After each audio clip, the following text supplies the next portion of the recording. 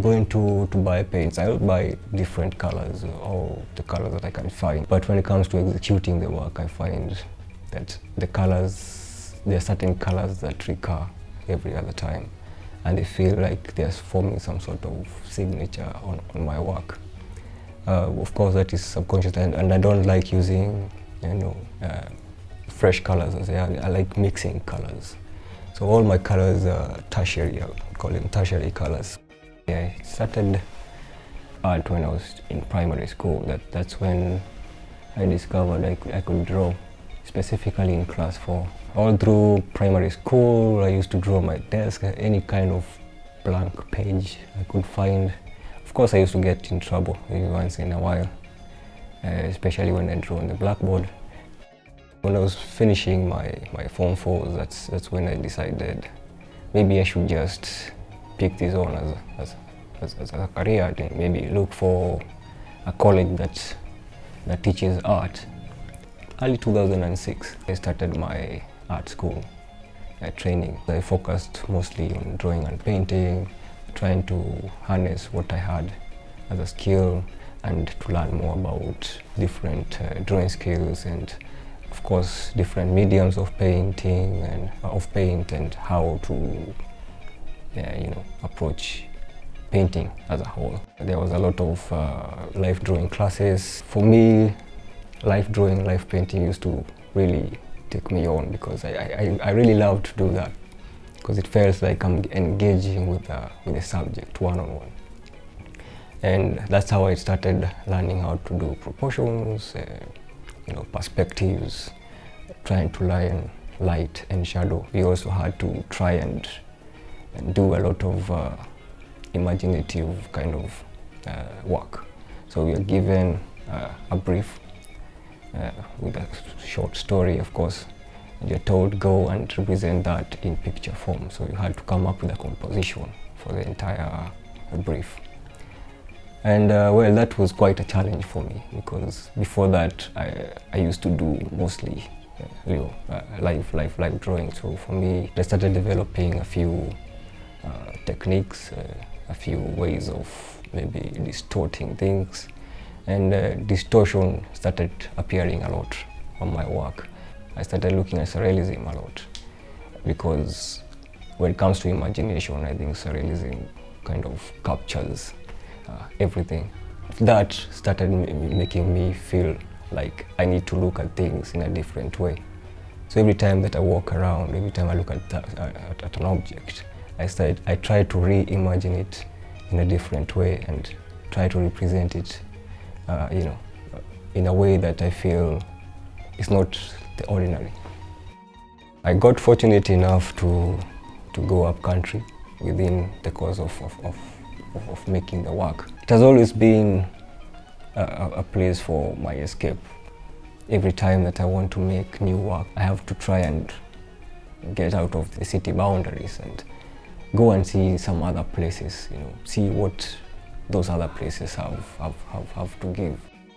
These surroundings are inspired by actually real places that I've gone to, and for me, I like to look at compositions from different places. I could get imagery from one place and another from another place and combine, make this composition, just to bring out that emotion, to enhance the mood of whatever character that I have.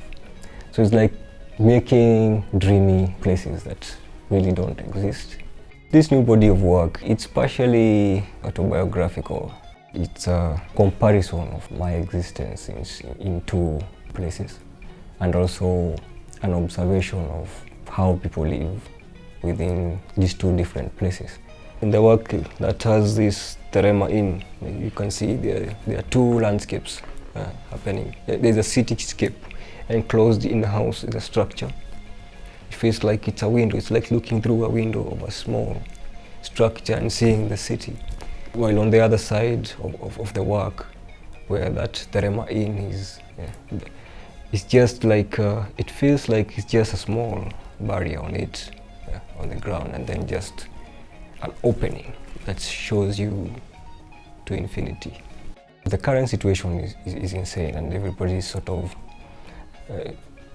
it's sort of hopeful for something to happen, to go back to what we call normal.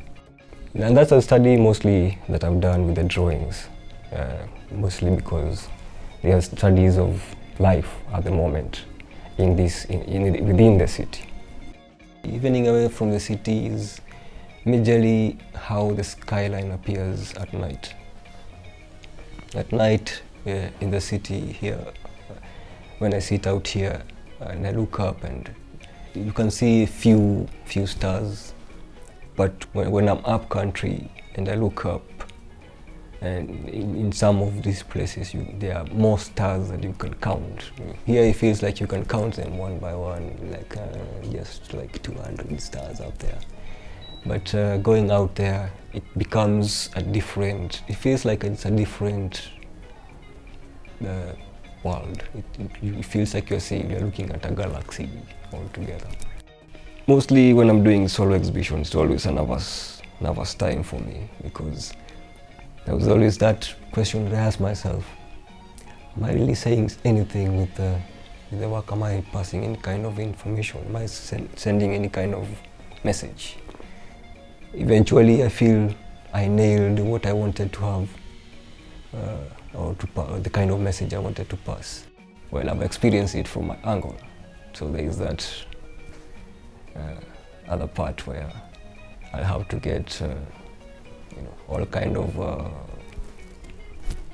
responses, and responses are what I like to pay attention to eventually, because they help me build whatever I'm going to do next.